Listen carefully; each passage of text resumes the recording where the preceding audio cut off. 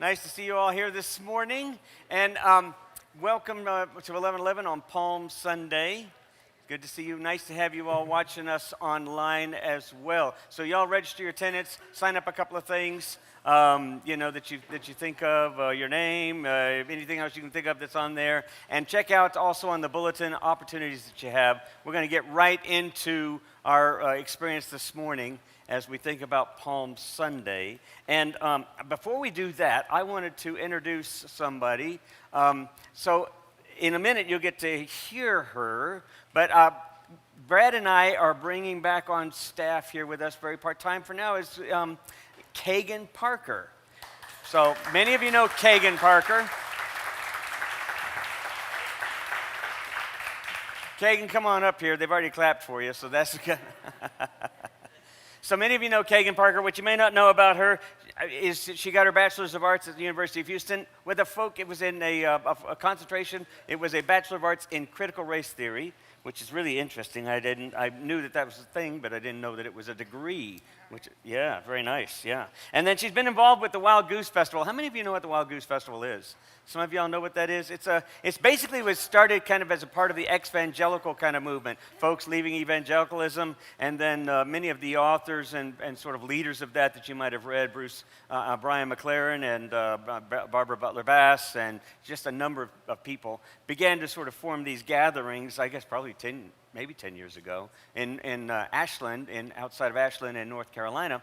And now it's a big festival that happens in July, and it usually runs a full weekend. There are artists of every sort, several thousand people or more gather. They have the craziest sort of mixture of people sort of in this journey of trying to understand what faith means to them now after having sort of departed what it used to mean. Is there a way to revitalize it, reframe it? A lot of what we've been doing in here for years.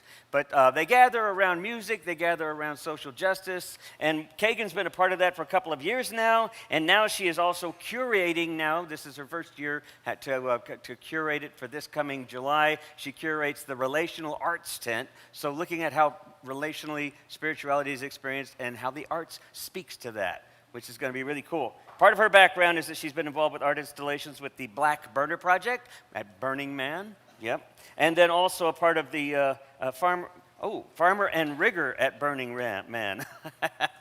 I don't know what that is, but I just know Burning Man's a lot of fun anyway. She's also a certified mindfulness thing, so we're really excited to have her on here. She has a beautiful voice. She's an amazing musician, and she's going to sing in a little while with us. But I think it's nice to have her on team with us because we need that third thing. Brad and I are like an old couple. I do as many ways as I can think of to embarrass you. Where I think something like, what was that song? And he just immediately knows what I'm thinking of. And so it's nice to have this third person in here who brings a whole new perspective and a whole new reality to the dynamic of who we are and what we do. So we're really excited. Another big welcome for you. We can welcome her one more time. You'll be seeing a lot more of her. All right. So very quickly, I want to share with you a very quick story. There was a king, a ruler, we'll just say he was a governor of the city, and he was in his upper balcony room where he had a balcony from his bedroom that looked out over on the street below, and his advisor was there with him, and his advisor said, "Sir, there's a gecko out here on the balcony, and it's kind of running around on the balcony." And he said, "Don't worry about it. Don't need to worry about it." And he said, "Well, I think maybe we ought to do something. Should we either feed it or put it, take care of it or whatever? I'm afraid it's going to knock over. Don't worry about it." So it stayed there for a while until a neighboring cat leapt over from the porch next door, from the patio outdoor, and next door, and it jumped over and then chased the gecko, which then knocked over a pot plant, and the gecko fell to the ground, and the cat jumped down to the ground, the floor below, and began to try to get the gecko. But in the process of that, the advisor said, "Sir, a cat just jumped over, and maybe we should worry about what's happened to the cat." And he said, "Nah, we don't need to worry about it." And so then the cat started chasing this gecko around. A dog that was being walked along with this person was walking her dog. The dog started to attack the cat. And the cat was, attacking the dog. And then the owner of the cat saw what was happening next door, came downstairs, and they got in an argument. And the guy said to the mayor, or to the governor, said, sir, they're having a conflict down there. They're getting kind of heated with each other. And he said, people can work things out. Don't worry about it. It's not our problem. And so you guess that you're kind of getting the idea of where this is going to go. Next thing you know, there were groups on either side, of friends on either side, who got into this thing until it became a pretty significant conflict. And before you know it, things were getting destroyed. Someone's car got banged on, the police showed up, and at one point, finally, the guy looked over at the mayor, and I keep saying mayor, governor. The guy looked over at the mayor and said, should we have done something? Should we do something about this? I'm really concerned about what's happening. He says, the police have got control of it. The car started a fire, and the fire started to catch the building, and at that point, the fire department started to show up, and the mayor said, I think we should leave the building. And so they left. Now, the title of this little parable is called, It's Not My Problem. But the thing I want to suggest to us as we end this series that's called Pro Future Faith is, where do we determine that a thing is our problem or not? How do we make that determination?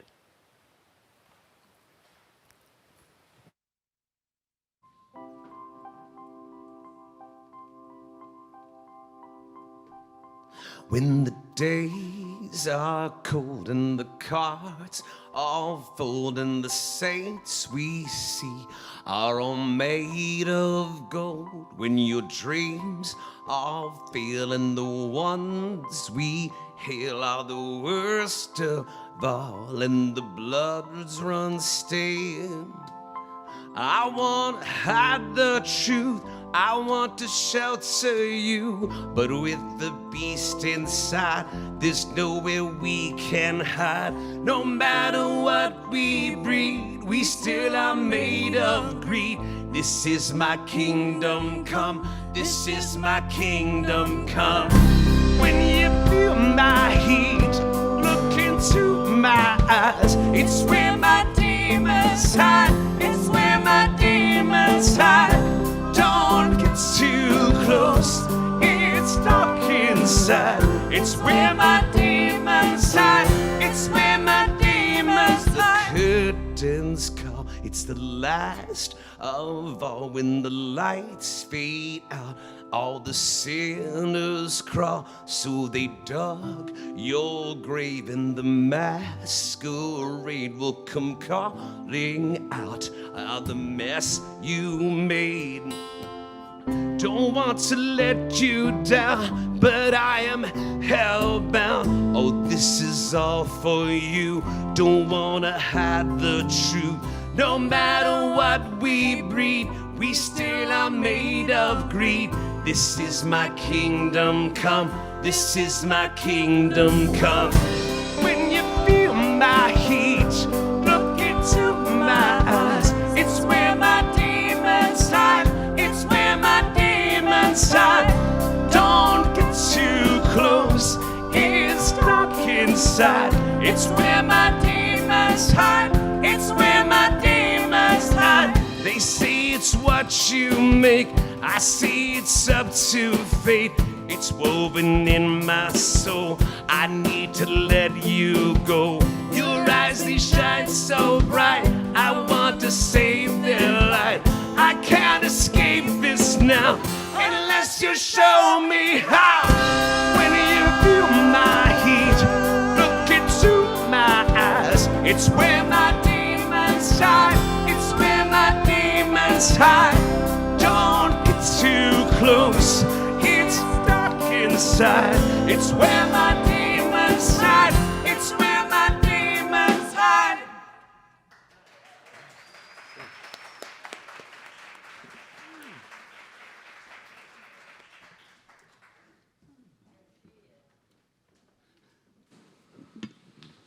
Good morning.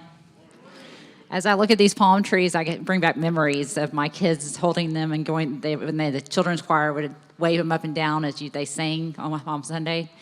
Although when they got home, they would whack each other with them. So I don't know, good memory, bad memory. It just brings back memories. Join me as we welcome each other in and welcome those online with the welcome candle that's already lit. Come, come, whoever you are, wanderer, worshiper, lover of leaving. It doesn't matter. Ours is not a caravan of despair. Come, even if you've broken your vows 1,000 times. Come yet again. Thank you, Kelly. 11:11, would y'all please stand and sing a song with us? And it's also time to bring your offering up to the table. You know it. Wade in the Water's coming. Let's get excited. Here we go.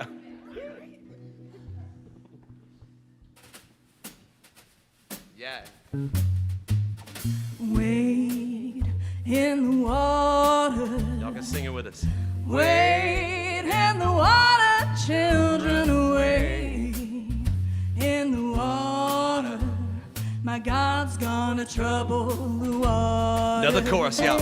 Wade in the water.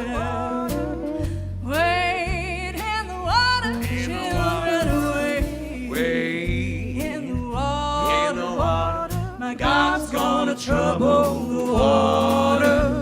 My God's gonna trouble the water. Now the verse. All those children all dressed in white God's gonna trouble the water. Now. must be the children of the Israelites. God's gonna trouble the water. We're gonna wade in the water. In the water. Wade in the water. In the water. Children, wade Wade in the water. in the water. My God's gonna trouble the water. Another verse. I stepped in the water and the water was cold. God's gonna trouble the water. Oh, it chilled my body, but not my soul. God's gonna trouble the water. Why Now. don't we wade in the water? In the water. Wade in the water. In the children, water. wade Wade in the water. in the water. My God's gonna trouble the water. All right. I went to the water one day to pray. God's gonna trouble the water. Oh, my soul got happy and I stayed all day. God's gonna trouble the water. We're gonna wade in the water. In the water. Wade in the water. In the children, water. Wade in the water. In the water. My God's gonna trouble the water. So now I'm looking for where treasure is found. God's gonna trouble the water. And I'm walking every step on holy ground. God's gonna trouble the water. Why don't we wade in the water? In the water. Wade in the water, In the children, water. wade in the water. In the water. My God's gonna trouble the water. My God's Gonna trouble the water. God's gonna trouble the water. God's gonna trouble the water. God's gonna trouble the water.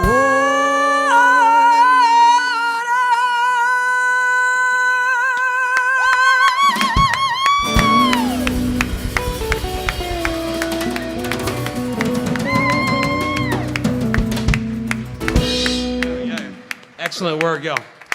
Please take a moment and offer one another a sign of peace now, would you please?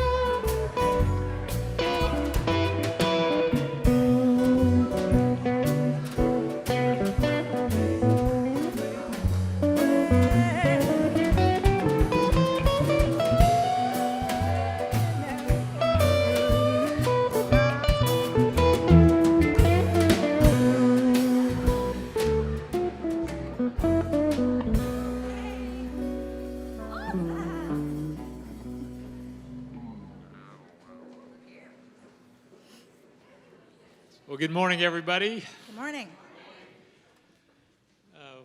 We have two scriptures to contemplate today. The first is from John chapter 3, verses 14 through 18.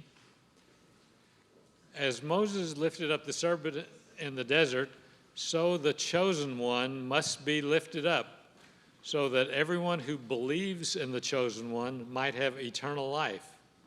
Yes, God so loved the world as to give the only begotten one, that whoever believes may not die but have eternal life. God sent the only begotten into the world, not to condemn the world, but that through the only begotten the world might be saved. Whoever believes in the only begotten avoids judgment, but whoever doesn't believe is judged already for not believing in the name of the only begotten of God. And from Luke chapter 19, verses 37 through 42, as Jesus reached the descent from the Mount of Olives, the entire crowd of disciples joined them and began to rejoice and praise God loudly for the display of power they had seen, saying, "Blessed is the one who comes in the name of our God. Peace in heaven and glory to God in the highest." Some of the Pharisees in the crowd said to Jesus, "Teacher, rebuke your disciples." Jesus replied, "I tell you, if they were to keep silent, these very stones would cry out." Then, coming within sight of Jerusalem, Jesus wept over it and said, "If only you had known the path to peace today."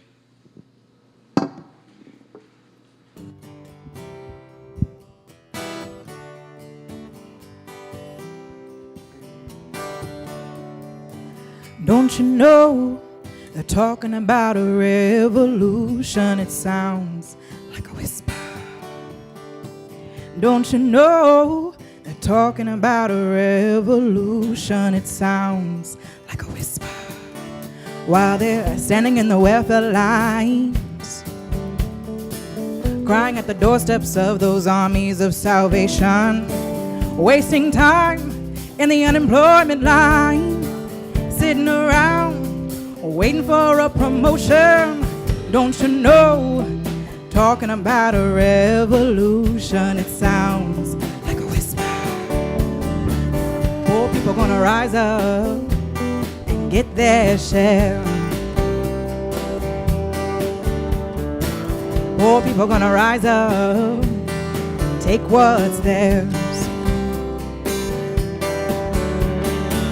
Don't you know you better run, run, run, run, run, run, run, run, run, run, run, run. Oh, I say you better run, run, run, run, run, run, run, run, run, run, run, run. It's finally the tables are starting to turn, talking about a revolution. Yes, finally the tables are starting to turn, talking about a revolution. Oh no, talking about a revolution. Oh, while we're standing in the welfare lines, crying at the doorsteps of those armies of salvation, wasting time in the unemployment lines, sitting around waiting for a promotion. Don't you know they're talking about a revolution? It sounds like a whisper. Yes, finally the tables are starting to turn, talking about a revolution.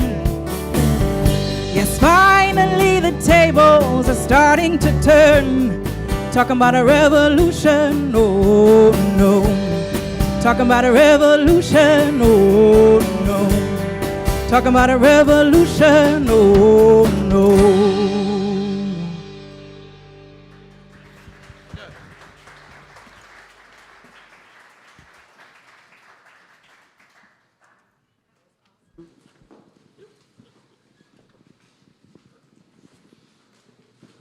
Testing. There we go. That was awesome. Thank you. Good morning. I'm Cynthia Powell, and I'm delighted to be sharing the Kairos moment with you. I'd like to start with an excerpt from Daily Word, and the word today is radiance. The Christ presence within me is the essence of my being, my inner light.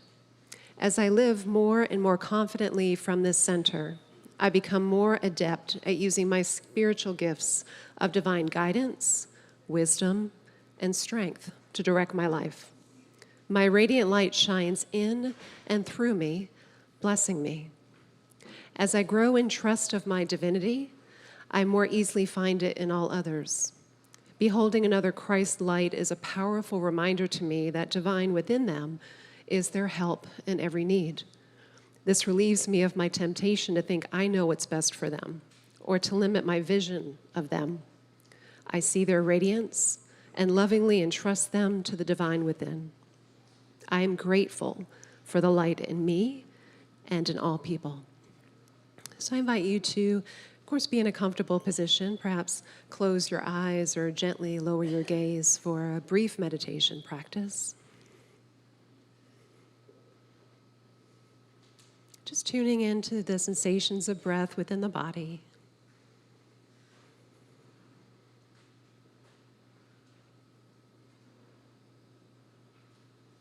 Perhaps visualizing a light of love and hope and faith filling the body. Perhaps visualizing the revolution that you want to start.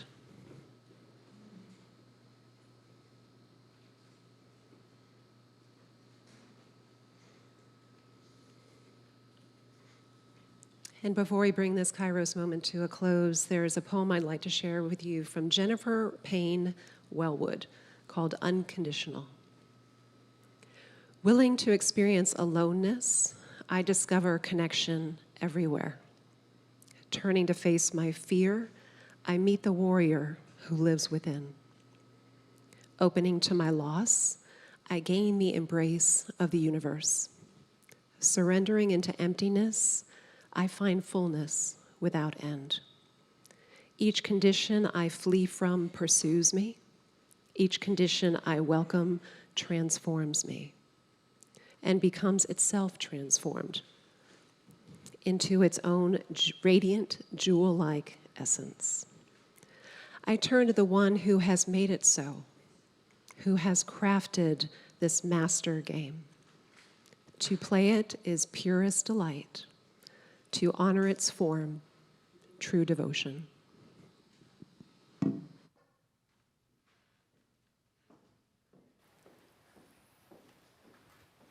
Thank you, Cynthia. Cynthia, I often when I invite people to come and do the Kairos, we often give a theme, kind of a theme for the morning, what we're going to sort of talk about, but not very specific.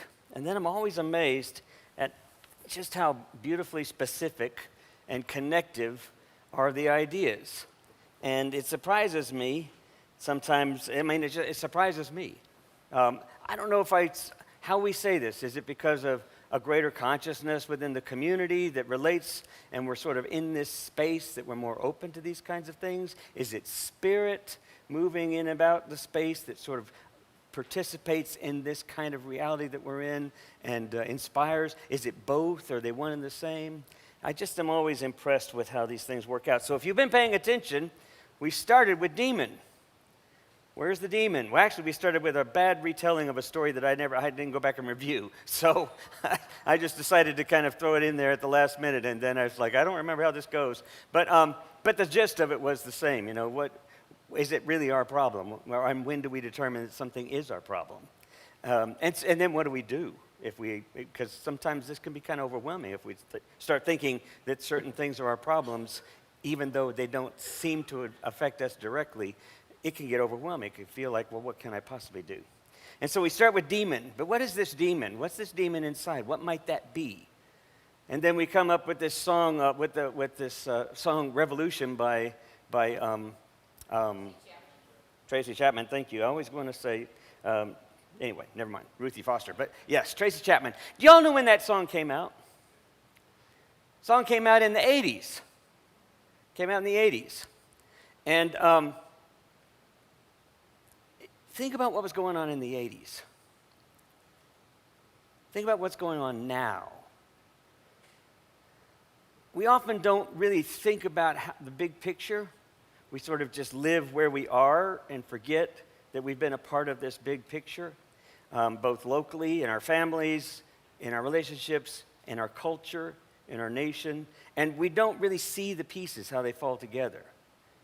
We're not real clear why a certain right-wing element is so reactionary, why there's been such pushback. Why was there the pushback in the 90s with the Me Too movement when it was feminism that was really coming into light and women were gaining their sense of self and autonomy, and men seemed like some of us men were understanding at the time, and then all of a sudden now there's a Me Too movement that happened in the late night. What was that about? Why are we where we are now when we were talking about a revolution in the mid to late 80s? The tables are starting to turn. Is it going to upset some of y'all that people of color are going to get what's coming to them? Is it upsetting to white people that that's happening? Is it upsetting to men that their defined roles are changing because women's roles are changing? Do you see what I'm saying? I'm not saying anything's right or wrong. I mean, I could get out there and I could say there's a lot right or wrong. I'd be happy to do that. But I'm trying to help us to understand there's a genius at work in here. And it's not always clean. But it's always moving forward to a higher consciousness, a higher possibility, greater possibilities, and what I definitely hope and deeply believe as a person of faith, greater equanimity. But it's messy. It's really messy. So if you did get the blog that I sent out, and some of you may not be on that list, but you can always get on it, let me know, or email me, or look online. You can get on that list. But I start off with this story because I was thinking about it just occurred to me, I was thinking the genius of what Jesus did when he went into the temple, when he entered into Jerusalem from the wrong place. Because everybody expected him to be the Messiah, the new king, the new ruler, the one who was the person of God who was going to rule the kingdom. And he was going to rule it as God's kingdom. He was the Messiah. That's what a lot of people were thinking. But he didn't go in the messianic way. He went in the sacrifice way. He went in the gate, the sheep gate, where the sacrificial lambs were brought in, where most of the lesser appreciated folks hung out, where the rejected people hung out, where those who were seen as unclean often would enter and hang out. He entered that gate instead of the one that the Roman emperor would enter on the other side of Jerusalem, or that the Pharisees and the priests would enter at the high holy season. He didn't enter that one. He entered the other. And then he said, go get a donkey, because I'm going to ride a donkey in there. So he did this thing that was genius in the one hand, because it didn't just upset and contradict the empire or the understanding of the sort of contradict Pax Romana, the way in which you find peace is through rule and control. Incidentally, when things don't go your way and you find yourself feeling upset, what do you try to do?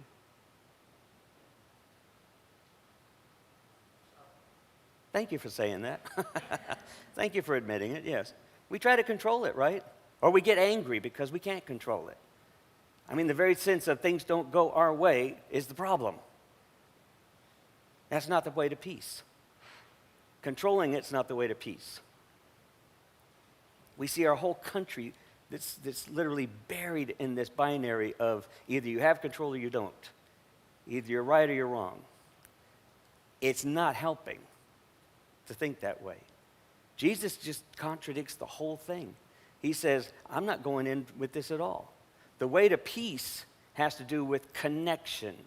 It has to do with being connected, compassionate, curious, open. If you can connect with people, you can find a different way, a third way, a middle way, an alternative way to the either or binary that we live by, because that's our brain, neurology. We're designed that way. We're not designed to be that way. We can move, we can evolve, but we're still stuck there. So Jesus is the genius of what he does is to challenge this with what might be called guerrilla theater. I mean, he literally was doing sort of a form of guerrilla theater.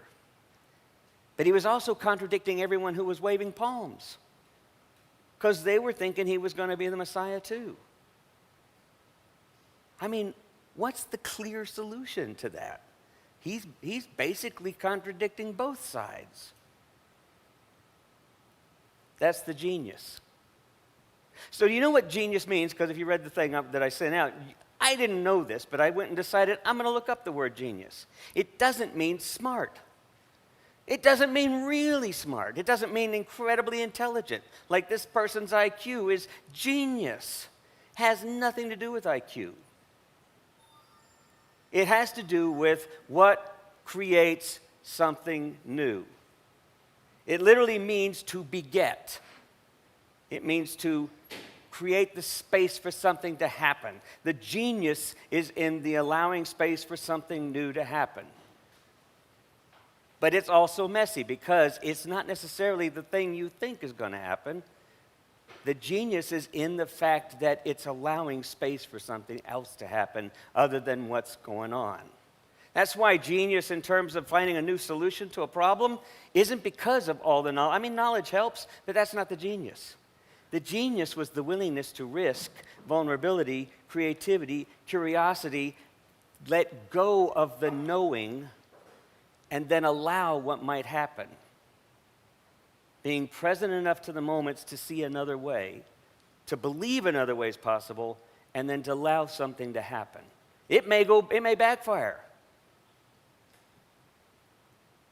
But you've done something that nobody else had done. You've created a third way. You've allowed for that. That's what genius is. When I was thinking about this, I saw this cartoon. I want to put it up here. This is one of my favorite. I decided to consult my favorite philosopher, Hobbes. Why do you suppose we're here? Well, because we walked here. No. I mean, why are we here on Earth? Well, because Earth can support life. No, I mean, why are we here? Why are we anywhere? Why do we exist? Because we were born.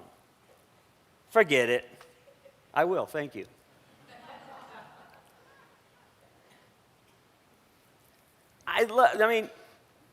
The challenge for us is to find this place of acknowledging what we have to offer in our moments that can challenge the either-or binaries. Think of how many binaries you meet a day. How many either-or situations you meet a day. How many reactions you have a day to what's going on. If you're reacting to something, it's because you've defined it as a binary. Do you know what I mean by that? Yes? Yes? Okay. Don't just let me sit here and talk. I mean, if you're going like, I don't know what you're talking about, then just say that. And I'll try a little different. But yeah, we face binaries all the time, either ors. It's either right or it's wrong. This shouldn't be happening or it's happening the way I want it to happen. That's a binary. Does it mean it's right or wrong? No, it just means it's not happening the way you wanted it to happen. So we react. Is there a third way? Absolutely. There's a way of genius, which is to be more present to the moment and curious, and to let go of the prejudgments, to let go of the either-ors. Takes practice. That's why we do the Kairos stuff. It takes practice learning to let go of thoughts and just let them be. Not to make them disappear, but just to be. There's no way that you meditate and never think of anything. It doesn't happen. If it does, then you've got some other special power. Because your brain's always going. What does happen is you learn to just be okay.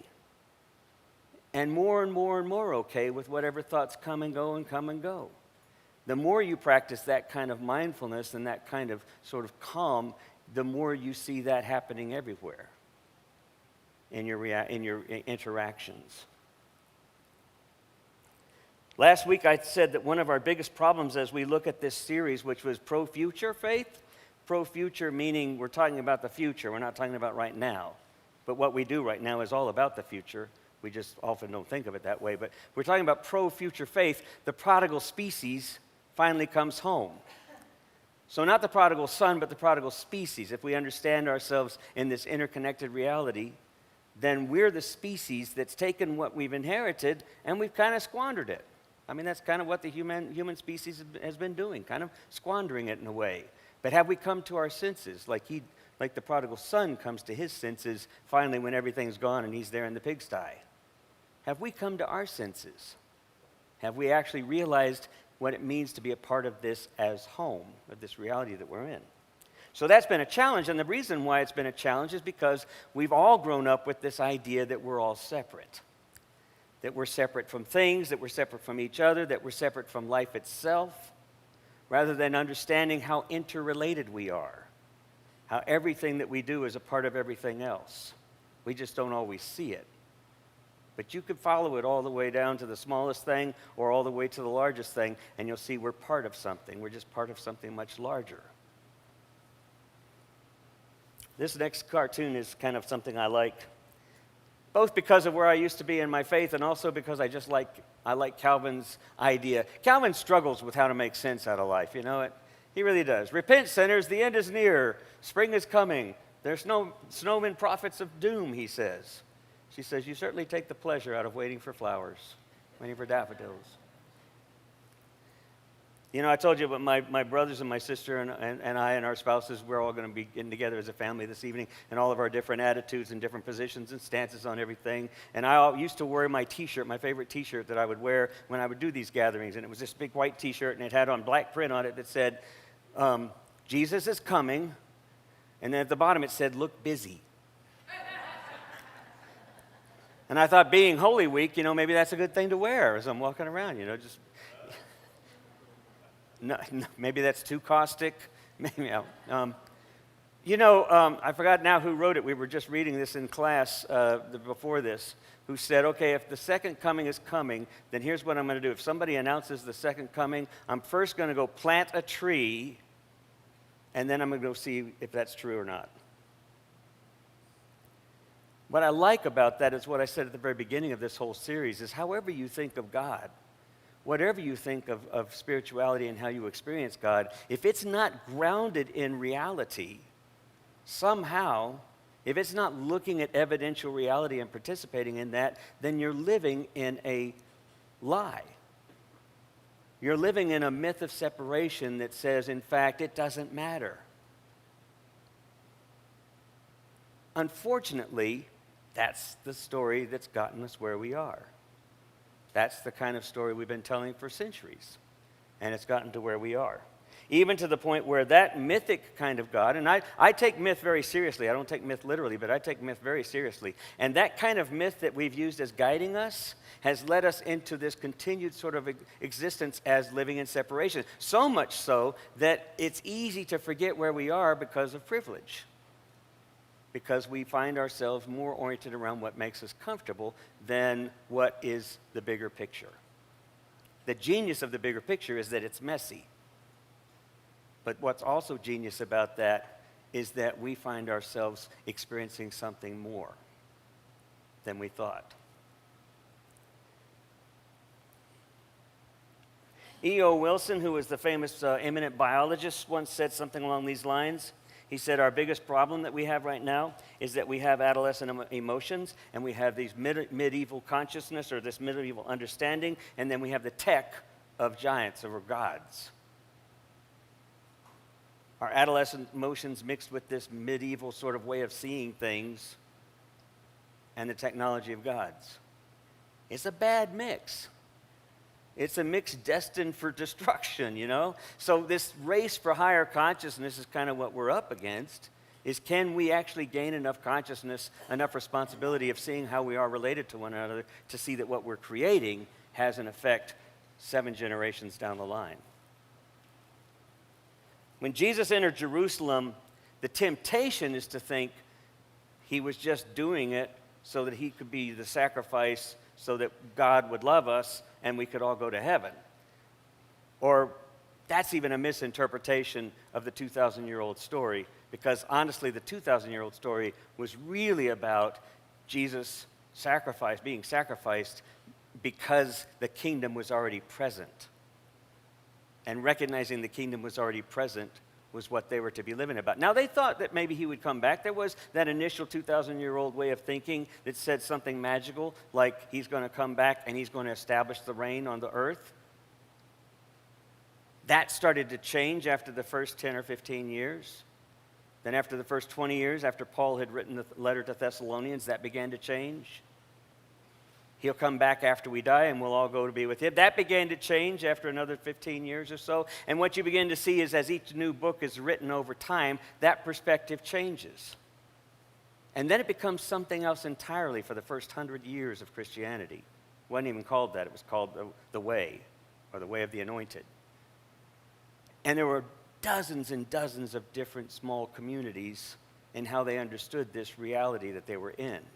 Because the very fact that it didn't happen the way their story had always been told was a complete shift. It was genius. It wasn't at all what they expected. And then, of course, empire gets hold of it, 3rd, 4th century.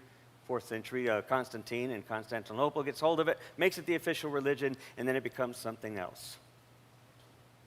And we're still experiencing the residual effects of that kind of understanding. While we're trying to get, kind of grasp exactly what that means as we gain greater consciousness. What does it mean to be part of an ancient empire, an ancient religious empire? How does that change? I want to look at this last cartoon, because this is where I think Hobb finally gets it right. This is where Dad buried that little raccoon. I didn't even know he existed a few days ago, and now he's gone forever. It's like I found him for no reason. I had to say goodbye as soon as I said hello. Still, in a sad, awful, terrible way, I'm happy I met him. What a stupid world. The real challenge, I think, for us as people of faith, but also as people of vision, is to learn how to tell the story different. So last week I said that the way that our story has been told, that we continue to find ourselves is in this idea that I before we, especially after me, has been our narrative. How many of you love Amazon? Come on. Who does not ever order anything from Amazon? Wow. That's impressive. That's impressive. What's the matter with you?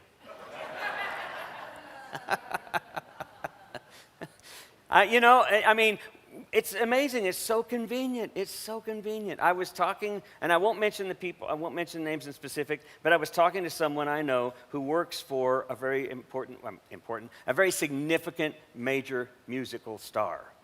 Okay, they live here in Fort Worth. I know them, and they do a lot of, basically they're the go-to person for everything from sound to the ranch that they have up north to the concerts that happen all around. Kind of like used to be the main sound person. Now they sort of organize everything. They sort of stay on top of everything. And we were talking, because they live in the neighborhood, and as we were talking, they were saying, this person, one of the things they think about is not being the carbon footprint. They were present way back there I can't think of his name. Convenient truth guy. Al Gore, thank you. I'm getting old, folks. Anyway, so Al Gore had done one of these concerts for the climate, right? One of these big, huge concerts. Gather all of the artists from all over to come. Sting came from England. Different artists came from the Police and Sting came from England. They came from all over the place. And this artist was also present there. And he was kind of smiling. He says, I was part of this back then because I was working for this artist. And he said, it occurred to us just how much carbon footprint was being used to create this festival about how much we need to stop creating a carbon footprint. And then he said, and my boss is so interested in making a difference. So my boss, has a ranch and they're working on getting hay to be completely organic. It would be organically grown hay. Meanwhile, they're shipping furniture to certain nonprofits across the country because they really believe in that nonprofit, when there's nonprofits all over Los Angeles. And they could just send a check for $50,000 to this other nonprofit. It's hard for us because we're so anthropocentric to see our own actions that contribute to this myth, to this story, and to the chaos because of this story that we live by. But it occurred to me this morning as I was doing the group that maybe one of the things we could do to make a difference is, what if the only purpose for this friend of mine is to simply continue to work and work and work at this artist, to continue to get them to think more and more and more about this passion that they have for their carbon footprint and to really see the difference they can make. That could be a significant difference.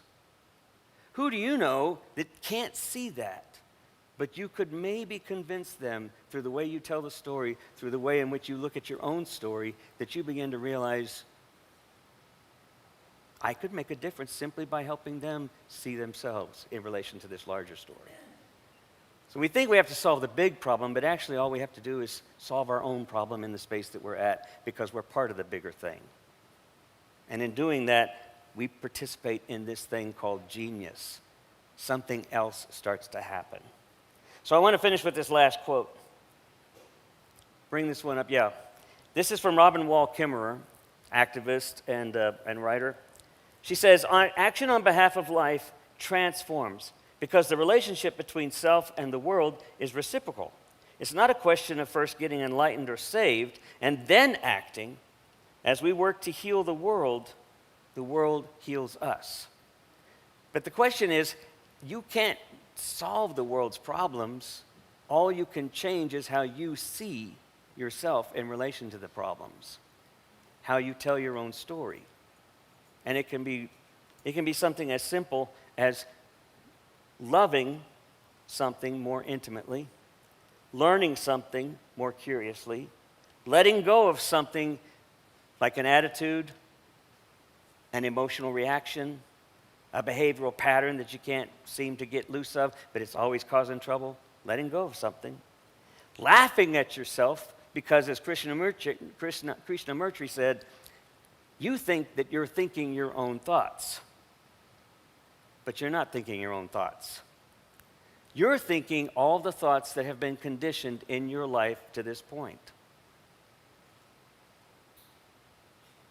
Just keep that in the back of your mind the next time you get angry at somebody for what they're thinking. We're thinking the thoughts we're conditioned to think, that we've been conditioned to think. And the only way that changes is through genius. It only changes when we're willing to challenge it and try a third way. And then finally, the thing that you can laugh at, besides laughing at something, you can look to leave a legacy. And the legacy could be as simple as the stories you tell your children or your grandchildren, or the stories you tell your neighbor, or the way in which you tell your story. Or maybe you get on Facebook and say, you know what, I've been thinking about Amazon. Man, I like it. I think I'm going to stop buying things except once a month, and I'm going to consolidate as much of my things that I buy at one time. Who's with me on that? And then see if anybody on Facebook will join you. You've already made a change. That simple. And then the final thing is, get connected to all of your moments. And we do that through paying attention, through mindfulness, but we also do it through planting, through walking, through seeing. So my last phrase, because someone came up afterwards, after last week, and said, I really like this idea of realizing that our narrative has always been I before we, especially after me, but that's kind of negative. Have you got anything positive? A little catchphrase, and that's your challenge. So he sent me with that challenge, and I said I was going to work on it. So I said, yeah. Oh, wait, where did I put it? Yeah, here it is. Here's what I said. I got actually two for you. Ready? Find the we before the me. Whenever you think about something, see if it's bigger than you. See if you can make it bigger than you. See if you can find the we in the me, and that will change how you start to see things. But one that I found even more this morning that I really love, okay? All right, I love this. Genius is recognizing the G in us. And I'm not talking about God. I'm talking about all of us. Amen.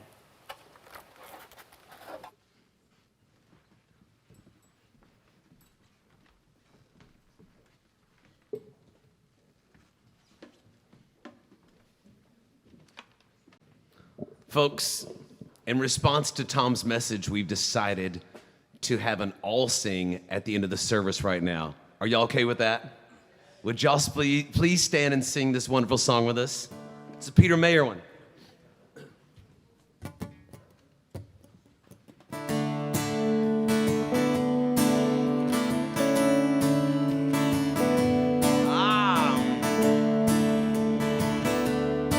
It's a good one. Here we go. We know this river always keeps flowing. We will be rowing our whole lives long, and we may never know where we're going, but we can go there singing a song. Verse 2. And just like a mother to a child she's holding, just like a soldier marching along, just like the faithful on Sunday morning, raising our voices, singing a song. Chorus now. Eyes will shine but not as bright, arms will hold but not as tight, when a word is only spoken. So give it feeling, give it right, play it in for quarter time, sing it with the heart wide open. Sing of the beauty right there beside you, bring it inside you, making you strong, so that when trouble it comes round to grieve you, still it will leave you singing a song. Kevin?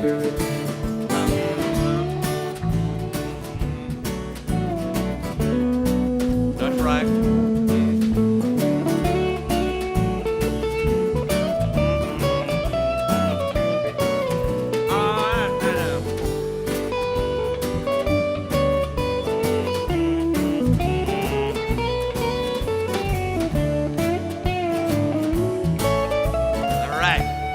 Another chorus, y'all. Eyes will shine but not as bright, arms will hold but not as tight, when a word is only spoken. So give it feeling, give it right, play it in for quarter time, sing it with the heart wide open. And may the music of life overtake us, till angels mistake us for a heavenly throng. And may that joyful sound be our shelter, and find us together singing a song. We'll be together singing a song.